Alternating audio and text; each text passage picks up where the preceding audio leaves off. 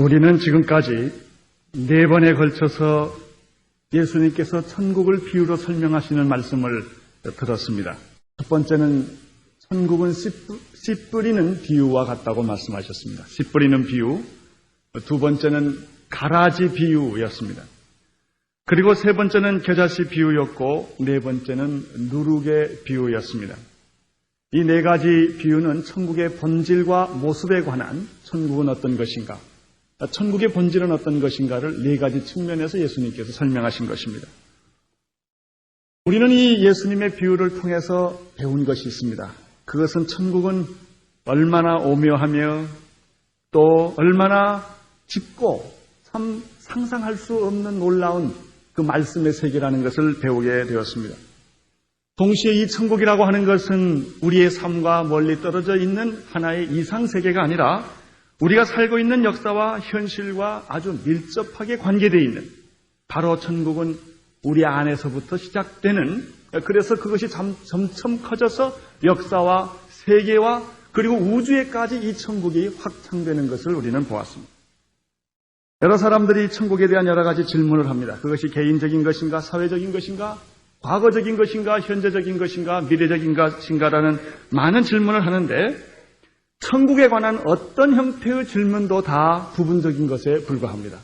왜냐하면 천국이란 우리가 상상할 수 있는 인간의 이성과 상식과 지혜와 모든 것을 뛰어넘는 그 무엇이기 때문입니다. 만약에 우리의 상상력과 지성의 한계 안에 천국이 있는 것이라면 그것은 더 이상 천국이 아닐 것입니다. 마치 그것은 하나님의 지혜와 지식의 분량이 무한한 것과 같습니다. 로마서 11장 33절에서 사도 바울은 이런 고백을 했습니다. 깊도다 하나님의 지혜와 지식에 부요하며 그의 판단은 측량치 못할 것이며 그의 길은 찾지 못할 것이로다. 그렇습니다. 천국은 무한한 것입니다. 그러나 천국은 그리스도와 함께 하나님의 말씀과 함께 우리 안에서 시작되는 것입니다. 그러나 그 끝은 우주적인 것입니다. 영원한 것입니다. 우리는 네 가지 예수님의 비유를 통해서 천국은 어떤 것이며 그 본질이 무엇인가를 지금 여러 가지 각도에서 다양하게 비유로 말씀해 주시는 것을 들었습니다. 놀라운 것은 이 5번째 비유부터입니다. 이 5번째 비유에서는 그러면 우리가 천국을 어떻게 소유할 수 있는가? 이 천국은 우리에게 어떻게 다가오는가? 그리고 우리는 이 천국을 어떻게 만날 수 있는가를 이제 예수님께서 비유로 설명해 주십니다. 산상설교의 비유를 보면 8가지, 말씀을 보면 8가지 그 축복의 말씀이 있는데 그 4가지, 첫 번째 4가지와 후에 4가지가 다른 각도로 설명되는 것과 마찬가지로 이 비유에 있어서도 첫 번째 4가지 비유는 천국의 본질에 관한 설명이며 두 번째 다음 비유는 천국에 들어가는 방법에 대한, 천국을 임재에 대한 그 방법에 대한 비유로 설명이 됩니다. 이제 우리는 말씀을 다시 한번 더 같이 보겠습니다. 44절의 말씀을 함께 읽겠습니다. 시작. 천국은 마치 밭에 감추인 보화와 같으니 사람이 이를 발견한 후 숨겨두고 기뻐하여 돌아가서 자기 소유를 다 팔아 그 밭을 샀느니라. 이것과 같다. 천국을 소유하는, 천국을 만나는 방법을 지금 예수님께서 설명하셨습니다. 이 짧은 예수님의 비유를 이해하기 위해서는 2000년 당시에 이 비유의 내용을 좀 우리가 배경을 이해할 필요가 있습니다. 그 당시 사람들은 재물이나 보물을 관리하는 방법은 오늘날과 같지를 않았습니다. 은행 제도가 발달되지 않았기 때문에 보물이 있으면 은행에 맡긴다든지 어떤 이런 창고, 금고 같은 것이 있지 않았기 때문에 그들이 보물을 또는 돈을 잘 보관하는 방법은 그 동전이나 돈을 항아리에 넣어서 땅에다 묻어두는 것이었습니다. 그것이 가장 안전한 방법이었습니다. 전쟁이 나거나 난리를 당할 때 재물을 가장 잘 보호하는 방법이었습니다. 여러분들 잘 아시다시피 마태복음 25장 25절에는 그 예수님께서 달란트 비유를 해 주십니다. 5달란트 받은 사람, 3달러 받은 사람, 또 2달란트, 1달란트 받은 사람 얘기가 나오는데 그 1달란트 받은 사람이 그 돈을 어떻게 했습니까? 땅에 묻었다는 얘기가 있습니다. 이 배경을 아셔야 그 내용을 잘 압니다. 땅에 묻은 거는 보관을 잘 하는 그런 방법인 것입니다. 그래서 여기서도 땅에 묻었다는 그런 얘기가 있습니다. 그런데 문제는 보물을 땅에 잘 항아리에 싸서 아주 깊게 잘 보관을 해두었는데 전쟁이 났습니다. 난리가 났습니다. 이 사람이 죽을 수도 있고 또 그 지역을 쫓겨날 수도 있는 것입니다. 그러면 아무도 그 보물이 있는 곳을 알지를 못한 채 그 보물은 땅에 묻혀버리고 마는 것입니다. 또 이런 수가 있을 수가 있겠습니다. 땅에다 보물을 잘 묻어뒀는데 이 사람이 아주 구두쇠라 자기 부인한테도 안 가르쳐줘요. 또 자기 식구들한테도 안 가르쳐줬는데 갑자기 이 사람이 밖에 나가서 죽었습니다. 그럼 아무도 그 보물을 찾을 길이 없이 영원히 땅에 묻혀버리고 마는 것입니다. 이런 일들이 그 당시는 종종 있었다고 합니다. 100년이 지났습니다. 200년이 지났습니다. 300년이 지나서 땅 주인이 여러 차례 바뀌고 말았습니다. 그렇습니다. 그런데 그 후에 우연히 이 땅을 농사를 짓던 사람이 똑같이 매일 가서 농사를 짓다가 어느 날 자기가 파는 곡괭이에 이상한 감촉이 느껴진 것입니다. 그래서 돌인 줄 알고 그것을 파봤더니 생각지도 못하게 놀라운 보물단지를 발견하게 된 것입니다. 이걸 가리켜 우리는 횡재라고 말합니다. 노다지를 캔 것입니다. 여러분, 이렇게 보물을, 주인 없는 보물을 발견하면 어떻게 합니까? 그 당시의 관례대로 말하면 그 보물을 찾는 자가 임자입니다. 주인 없는 보물이기 때문에. 그 보물을 발견한 사람이 그 보물을 갖게 되어 있습니다. 그런데 이 사람이 자기 땅이 아니고 남의 땅을 빌려서 농사를 지을 경우에는 그렇게 발견할 경우에는 땅 주인이 2분의 1을 갖고 발견한 사람이 2분의 1을 갖게 되어 있습니다. 여러분이 이런 배경을 잘 이해하시고 이 본문을 보시면 더 이해가 훨씬 빨라질 것입니다. 그런데 여기에 나타난 농부는 아주 좀 욕심이라고까지 말할 수는 없지만 아주 생각이 좀 다른 사람입니다. 그래서 그 보물을 발견을 했는데 주인하고 나눠 갖고 싶지 않기 때문에 그것은 절대로 죄가 되거나 도덕적인 양심의 가책을 느끼는 일이 아닙니다. 이것은 발견한 자가 임자이기 때문에 그래서 이 사람은 주인에게 2분의 1씩 나눠 갖는 것이 아니라 그 보물을 땅에 숨겨두고 돌아와서 자기의 재산을 다 팔아가지고 그 밭을 샀다는 이야기가 지금 오늘 성경에 기록되어 있습니다. 이 비유는 우리가 천국을 어떻게 소유하는가 하는 그 방법에 관한 말씀인데 이렇게 생각하시고 다시 한번 성경을 보시기를 바랍니다. 천국은 마치 밭에 감추인 보화와 같으니 사람이 이를 발견한 후 어떻게 했죠? 숨겨두고 그러면서 쾌재를 부르고 아주 그냥 너무너무 신이 나가지고 농사지로 갈 때와 전혀 다른 모습으로 기쁜 마음으로 돌아와서 그 다음에 자기 가지고 있는 소유를 몽땅 다 팔아서 밭을 샀다. 여기서 첫째 우리가 좀 먼저 생각할 것은 천국이란 마치 밭에 감추인 보화와 같다라는 예수님의 말씀을 좀 먼저 생각을 하겠습니다. 천국은 무엇입니까? 천국은 바로 하나님의 말씀이 사람의 마음속에 심겨져서 뿌리가 나고 싹이 나고 줄기가 나서 열매를 맺는 것과 같다고 씨 뿌리는 비유에서 예수님이 말씀해 주셨습니다. 오늘 성경에 보면 이 천국은 마치 천국이 있는데 그것은 밭에 감추어진 보화와 같다는 것입니다. 이 뜻은 천국이 없다는 뜻이 아니라 천국이 어떤 사람에게는 발견되지 않았다라는 뜻입니다. 주일날 똑같이 교회에 나옵니다. 똑같은 시간에 똑같은 장소에서 똑같은 사람의 설교를 듣습니다. 하나님의 말씀을 듣습니다. 그런데 어떤 사람에게는 이 하나님의 말씀이 꿀송이처럼 단 것입니다. 그 말씀을 들을수록 영혼이 춤을 추고 기뻐하고 감격하는 것입니다. 그런데 똑같은 시간에 똑같은 장소에서 똑같은 사람에 의해서 똑같은 온도 속에서 설교를 듣는데 한 사람에게는 자장가로 들리는 것입니다.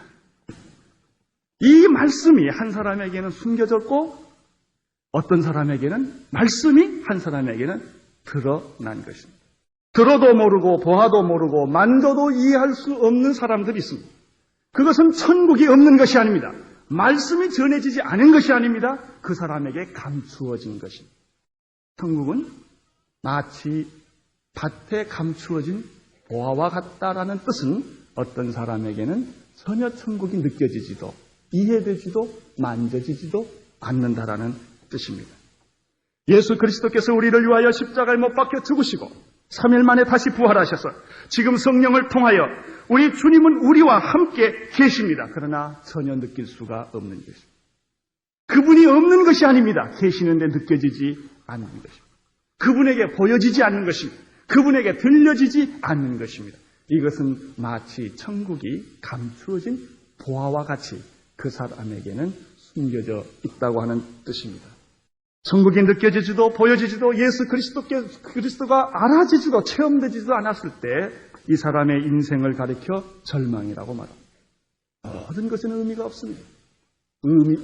어두움뿐입니다. 이런 사람을 가리켜 요한복음 1장 4절과 5절에서는 다음과 같이 설명하고 있습니다. 그 안에 생명이 있었으니 이 생명은 사람들의 빛이다. 빛이 어두움에 비추되 어두움이 뭐라고 그랬습니까? 어두움이 깨닫지 못하다. 천국이 주어졌지만 천국은 그 사람에게 감추어진 보화일 뿐입니다.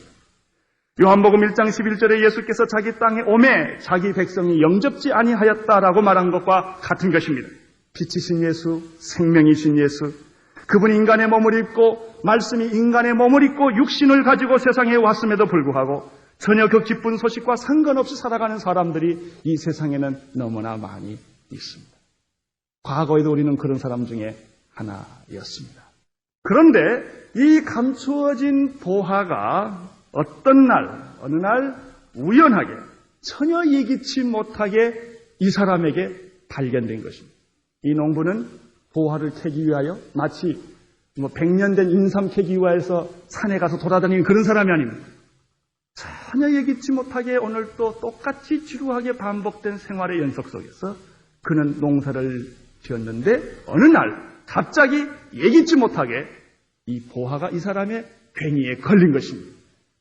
여기서 오늘 우리는 이 말씀의 뜻을 좀 더 가깝게 접근할 수가 있습니다. 44절을 다시 한번 또 보겠습니다.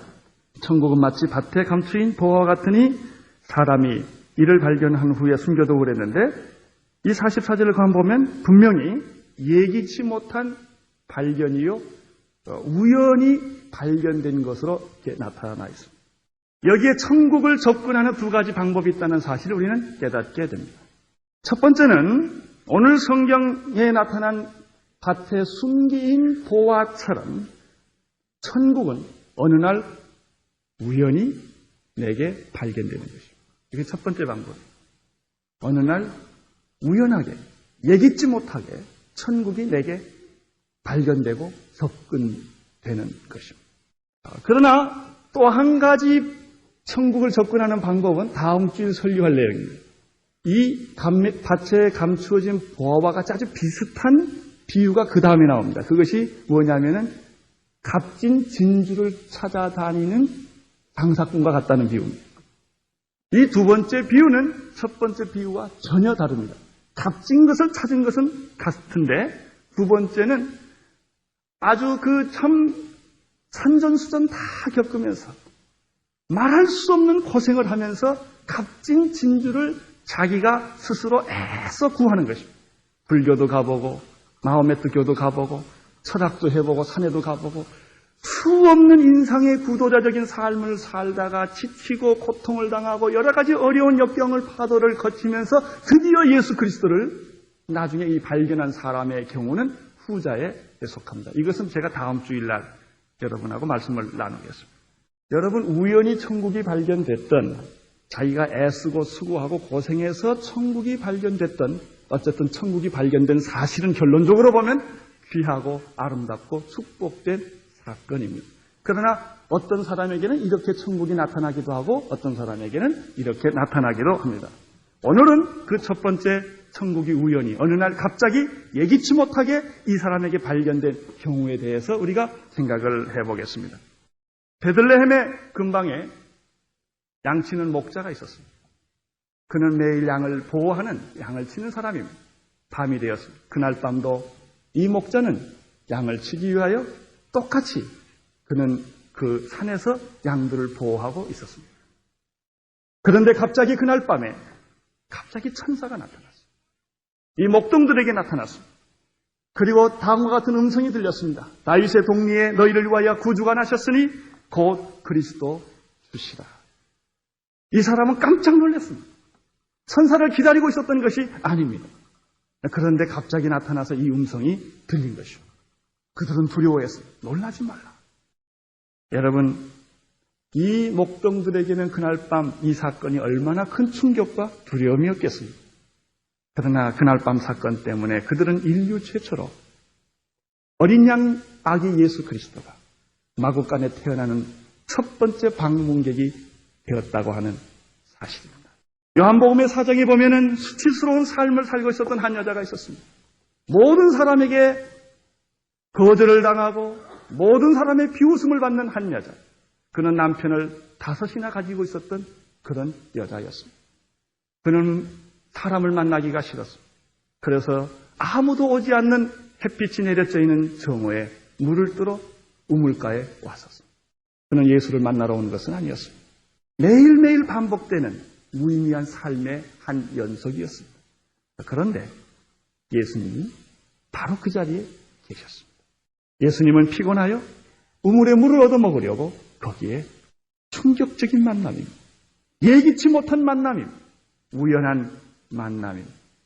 그러나 그 만남을 통해서 이 여자는 영원히 목마르지 않는 샘물을 발견하게 되었고 이 여자는 드디어 그들이 기다리던 참 메시아를 바로 그 자리에서 만나게 된 것입니다. 물을 길러왔던 여자, 수치스러운 삶을 살아왔던 여자, 자기의 과거를 남에게 보이기 싫은 그 여자, 그 여자의 생애에 놀라운 전환점이 순간적으로 생기기 시작을 한 것입니다. 예기치 못한 일이었고 기대치 못한 일이었습니다. 이 여자는 물동이를 놔두고 그 여자는 동네로 자기를 싫어하는 그 동네를 향하여 뛰어가기 시작을 합니다. 내가 메시아를 만났다. 그는 순식간에 위대한 전도자로 바꾸어지고 만 것입니다. 얼마나 놀라운 일입니까? 예수를 핍박하고 예수 믿는 사람들을 죽이고 싶었던 한 사람이 있었습니다. 사울이라는 청년이었습니다. 그는 예수 믿는 사람을 죽이기 위하여 체포하기 위하여 다메섹이라는 곳으로 가고 있었습니다. 그가 다메섹을 가고 있었을 때 갑자기 호련히 빛이 나타났던 것입니다. 이 사람은 무릎을 꿇었습니다. 충격을 받은 것입니다. 주여 당신은 누구십니까? 나는 내가 핍박하는 예수라. 이 사람은 거기에서 예수를 만난 것입니다. 충격적인 만남이었고 예기치 못한 만남이었고 예수 그리스도를 믿는 사람을 핍박하러 갔다가 예수를 만난 사람이었습니다. 그 순간 그 이후 그의 생애는 변하고 만 것이었습니다. 이 사람들을 보면 전혀 예기치 못한 만남, 생각하지 못했던 일들이었습니다. 구약에 보면 아브라함이 어느 날 정오에 그가 졸고 있었는지 아무튼 있었습니다. 갑자기 천사가 들어 닥쳤습니다. 잘 대접했던 얘기를 우리는 잘 압니다. 거기서부터 소돔과 고모라의 진노, 멸망의 소식을 듣게 되고 또 하나 소식은 아기가 태어날 것이라는, 내 몸에서 약속의 자녀가 태어날 것이라고 하는 확인을 받는 그런 일들을 우리는 구약에서 발견하게 됩니다. 그렇습니다. 예기치 못했던 우리의 생애 한가운데서 어느 날 눈물과 고통과 절망의 내 인생의 한복판에서 그분이 예기치 못하게 찾아오신 것입니다. 그리고 나를 만나주신 것입니다. 그리고 내 인생의 껍질을 벗겨주시는 것입니다. 놀라운 감격의 생애가 내 생애에 시작되는 그런 순간이 있는 것입니다. 매일 반복되는 생활의 연속성에서 권태로운 삶의 모든 반복 속에서 나는 준비도 하지 않았고 나는 특별한 행동도 안 했는데 그분이 내게 오신 것입니다. 이 얼마나 놀라운 은혜요, 감격이요, 축복이겠습니까? 여러분, 천국이란 이렇게 오는 것이다. 오늘 밤 본문의 내용이 그것입니다. 예기치 못하던 때, 기대하지도 않았는데 천국은 우연히 내게 오는 것이다. 그러나 여러분 생각해 보십시오. 내게는 우연이었지만 하나님에게는 결코 우연이 아니었다는 사실입니다. 제가 그 연예인교회를 섬길 때 전도하기 위해서 우리 교인들이 이제 좀 밤무대에 가니까 그런 술집에도 가끔 이제 전도하러 갑니다.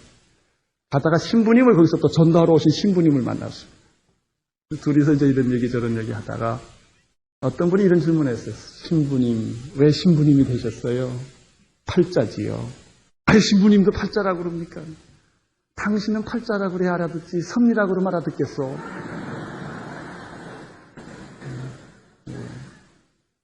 그렇습니다. 이 사람에겐 팔자일지 모릅니다. 우연일지 모릅니다. 그러나 그것은 결코 팔자나 우연이 아니었던 것입니다. 2000년 동안 기다려왔던 하나님의 섭리였던 것입니다. 그 사람에게는 우연히 발견된 것처럼 느껴졌을지 모르지만 하나님은 오래오래 준비하시고 기다리시고 네가 나를 사랑하지 않았을 때도 나는 너를 사랑했고 네가 나를 찾지 않았을 때도 나는 너를 찾았고 네가 알지 못하던 때에 나는 준비하고 있었던 하나님의 은혜의 손길이었던 것입니다.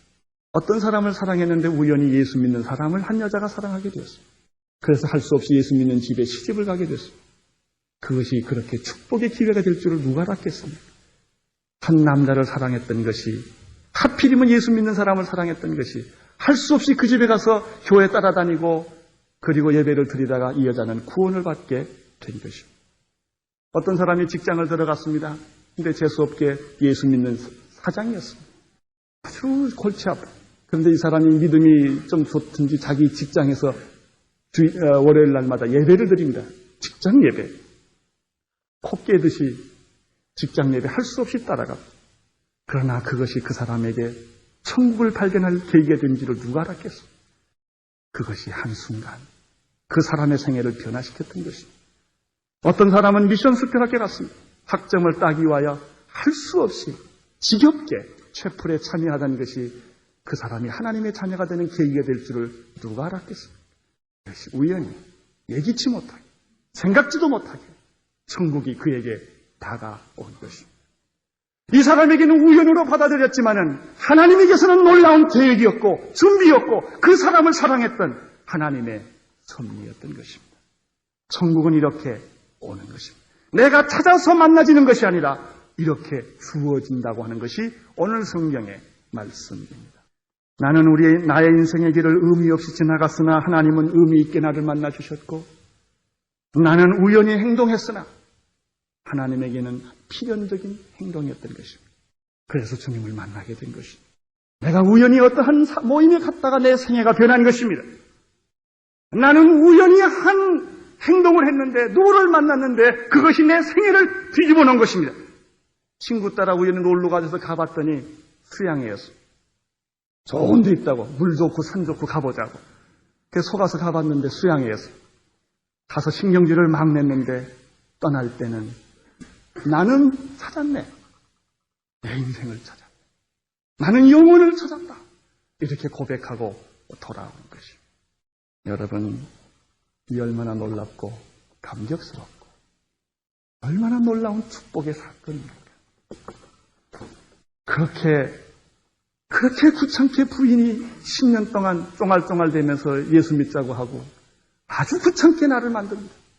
비호도 해보고 욕도 해보고 거절도 해보지만 10년 만에 드디어 부인 따라 교회에 와봤더니 놀라운 보화가 기다리고 있었던 거예요. 누가 알았겠습니까? 여러분, 그 부인을 만나서 내가 이렇게 구원받을지 누가 알았겠습니까? 이 남편을 만나서 내 생애가 이렇게 변할 줄을 누가 알았겠습니까? 이 친구를 만나서 내 생애가 이렇게 변하는 줄을 누가 알았겠습니까? 그것이 바로 오늘 비유인 것입니다. 자, 그 다음 얘기를 들어가 보십시다. 이 보물을 발견한 농부는 어떻게 했습니까? 자, 그 보물을 즉시 캐가지고 왔습니까? 아닙니다. 이 농부는 좀 생각이 좀 있는 사람이에요. 그걸 캐오면 반을 누구한테 줘야 됩니까? 땅 임자한테 줘야 됩니다. 그러니까 그냥 그걸 고스란히 묻어두는 것입니다.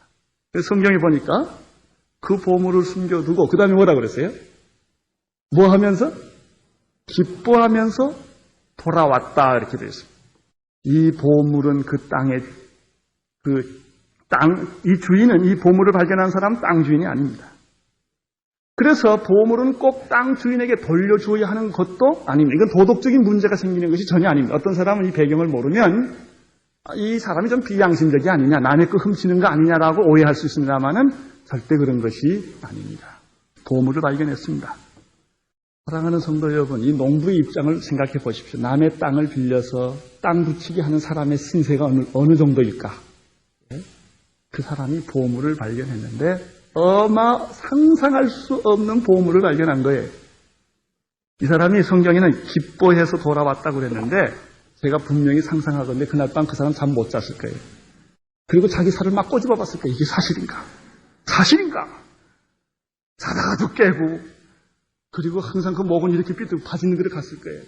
누가 훔쳐가지 않을까봐, 훔쳐갈까봐. 생각해봤어요. 그리고 이불 뒤집어 쓰고 희죽희죽 혼자 웃었을 거예요. 너무 좋아서. 춤을 췄을 거예요. 춤을 추고 소리를 질렀을 것입니다. 왜? 말하면 안 돼요. 지금 그 말하면 또 누가 사가니까. 말할 수가 없어요.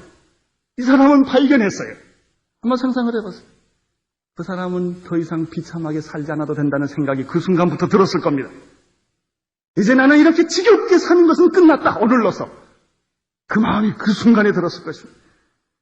한꺼번에 그 마음속에 파도처럼 밀려오는 소망이 있었을 것입니다. 그날 하루아침에 우주의 왕자가 된 느낌이었고 세상에 자기보다도 행복한 사람이 없었을 것입니다. 그 순간 빚쟁이가 무섭지를 않습니다. 괜찮아. 일주일 후에 보자. 나를 무시하고 조롱하던 사람들이 더 이상 아무 의미가 없었던 것입니다. 내가 그전에 굽실굽실 살 필요가 없게 되었습니다. 네, 그 사람에게는 보화가 발견되었기에 그렇습니다. 천국을 발견한 사람은 이와 같습니다. 오랫동안 무의미하게 교회를 다녔습니다. 예수 믿는 집에 태어나서 뱃속에서부터 예수 믿기 시작을 했습니다. 유아 세례를 받고 아무 없이 교회 들락날락합니다. 찬송가 부르는 건 도사입니다. 성경 웬만한 거 모르는 것이 없습니다. 그런데 이 사람에게는 구원의 감격과 기쁨이 없었습니다. 매일매일 교회 오는 것은 습관이었습니다. 그러나 어떤 날 그 사람이 예수 그리스도를 만난 것입니다. 충격이었습니다. 세상이 뒤집어지는 것 같습니다. 그리스도가 살아 역사하신 것이었습니다. 만남. 이 사람에게는 보물을 발견한 것 같은 기쁨이 이 사람 마음에 강물처럼 흐르기 시작을 합니다. 복음을 발견한 사람, 예수 그리스도를 발견한 사람, 죽음과 절망과 자살 직전에 있었던 한 사람이 예수 그리스도를 만나서 참 구주를 만났습니다. 영원한 구세주를 만난 것입니다. 나의 왕, 나의 하나님을 그가 만난 것입니다. 하나님을 아바 아버지라 부르게 되었습니다. 이 사람에게는 얼마나 놀라운 감격과 축복이었겠습니까? 모든 것이 새롭고 모든 것이 신기하고 모든 것이 기적이었습니다. 미래가 없던 이 사람에게는 미래가 생겼습니다. 꿈이 없던 사람에게 꿈이 생겼습니다. 삶의 의미가 없었던 사람에게 삶이 의미가 생겼습니다. 이제는 누가 아무리 욕을 해도 그냥 웃습니다. 괜찮아, 그냥 아무것도 아니야. 옛날에는 신경질 나던 일이 신경질 나지 않습니다. 속상하던 일이 속상해지지 않습니다. 사람이 바뀐 것이죠. 이런 체험을 했던 한 사람, 사도 바울. 그가 빌립보서 3장 8절에서 이런 고백을 했습니다. 그리스도를 아는 것 외에는 모든 것을 무엇을 여긴다? 대소입니다. 그가 이 그리스도를 만났기 때문에 이런 고백을 그가 할 수 있었습니다. 자, 예수 그리스도를 발견한 사람, 이 오늘 비유해본 농부가 보물을, 숨겨진 보물을 발견했는데 그날 밤을 아마 뜬 눈으로 살을 꼬집으면서 이렇게 밤을 지냈습니다. 그 다음날 이 사람이 뭘 했습니까? 성경을 보세요. 그 다음날 뭘 했습니까? 자기 소유를 모두 팔아서 밭을 샀다고 했습니다. 사랑하는 성도 여러분, 천국을 발견한 사람에게는 세상적인 소유에 대해서 무관심하기 시작합니다. 그렇게 아꼈고 그렇게 사랑했던 것을 아낌없이 포기하기 시작합니다. 태양을 발견한 사람은 더 이상 촛불을 켜고 살지 않습니다. 위대한 것을 경험한 사람, 하나님을 만난 사람, 세상에 대한 모든 미련이 사라지기 시작합니다. 의미가 없는 것입니다. 이 사람은 그날 아침부터 자기 가산을 정리하기 시작합니다. 닥치는 대로 팔아 제키는 것입니다. 그렇습니다. 십자가 외에는 자랑할 것이 없습니다. 그리스도를 아는 것 외에는 모든 것은 배설물입니다. 영원한 가치를 위해서는 상대적인 가치를 포기하는 것입니다. 더 이상 가져야 할 이유도 없고 더 이상 아껴야 할 이유도 없어진 것입니다. 그렇습니다. 이것이 천국을 발견한 사람의 삶의 모습입니다. 천국을 발견하는 사람에게는 희생이란 대가를 치르는 것이란 당연한 것입니다.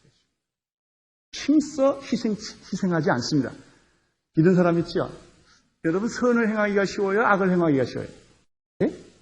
악을 행하기가 쉽죠, 솔직히. 선을 행하려면 땀이 나요. 누가 선을 행합니까? 선을 행하는 게 쉬운 사람이 선을 행합니다. 악을 쓰며 선을 행하는 건 하기 어렵습니다. 선을 행하는 게 쉬워야 합니다. 희생이란 억지로 못합니다. 희생이란 쉽게 되어야 희생이 되는 것입니다. 천국을 발견한 사람에게는 희생이란 쉬운 것입니다. 어려운 것이 아닙니다. 봉사라는 것이 어려운 것이 아닙니다. 부름받아 나섬이면 어디든지 가오리다. 이것은 자연스러운 것입니다. 그러면 왜 희생이 어렵습니까? 보물을 발견 못했기 때문에. 지상에 것보다 나보다 더 크신 분을 만난 경험이 없기 때문에 희생하기가 두려운 것입니다. 그것뿐입니다. 보물을 발견한 사람은 모든 것을 다 팔아서 그 영원한 것을 삽니다. 이제 한 가지 더 생각을 하겠습니다. 이 사람이 다 재물을 팔아서 돈을 만들었습니다. 그래서 무엇을 샀습니까? 밭을 샀습니다. 왜 밭을 샀습니까? 밭 속에 있는 보물 때문입니다. 보물만 사지지가 않는다는 얘기입니다. 밭을 사야 합니다. 우리는 여기서 한 가지 더 중요한 것을 배웁니다. 예수 그리스도 때문에 불필요한 일들을 감수하셔야 합니다. 밭을 사는 것은 의미가 없는 겁니다. 그러나 밭을 사야만 합니다. 우리가 천국을 소유하기 위하여 여러 가지 불필요한 인간관계 속에 들어가기도 하고 조직 속에 있기도 합니다. 왜 이런 것들을 하나 해야 합니다. 교회 안에 여러 가지 조직도 있습니다. 예수 믿으면 됐지 왜 또 구역을 꼭 가라고 그러나 가셔야 합니다. 그런 것들이 다 바친 것입니다. 이게 다 필요한 겁니다. 내가 원하는 것만 해주지 않습니다. 이런 것도 하게 됩니다. 지나한 조직 속에도 들어가게 되는 것입니다. 여러분, 보물을 사기 위해서는 밭을 사야 했다는 것입니다. 이것이 우리가 또 하나 치루어야 할, 건너야 할 강이요, 치루어야 할 대가입니다. 사랑하는 성도 여러분, 천국을 발견하셨습니까? 정말 천국 발견하셨습니까? 예수 그리스도를 발견하셨습니까? 예수 그리스도를 발견한 그날 여러분은 잠 못 이루는 밤을 가져본 일이 있습니까? 너무 감격스러워서 미친 사람처럼 뛰어본 일이 있습니까? 오 주님, 나의 주님하고 여러분 소리 쳐본 일이 있습니까? 천국은 이런 것입니다. 여러분, 이 주님을 위해서 여러분의 모든 것을 희생하고 포기해본 일이 있으십니까? 오늘 여러분은 그 대가를 기쁘게 치르셔야 합니다. 영원한 것을 위하여. 우리는 잠깐 세상에 살다가 죽을 것입니다. 그 다음에 우리 영원히 기다리고 있습니다. 육신은 잠깐, 세상은 잠깐. 없어질 것, 썩어질 것, 잠깐인 것을 위해서 우리는 왜 이렇게 열심히 살아야 합니까? 더 영원한 가치를 위하여 사십시오. 더 영원한 것을 위하여 희생하십시오. 이것이 오늘 주님께서 여러분에게 보여주시는 비유의 전부입니다. 여러분에게는 우연히 있을지 모르지만 하나님에게는 준비된 계획이었습니다. 하나님, 천국이 이렇게 내게 가까이 오다니요. 수고도 아니했고 노력도 아니했는데 주님은 나를 찾아주셨습니다. 내가 주님을 사랑하기 전에 주님은 나를 사랑하셨고 내가 주님을 찾기 전에 주님이 나를 찾아주셨습니다.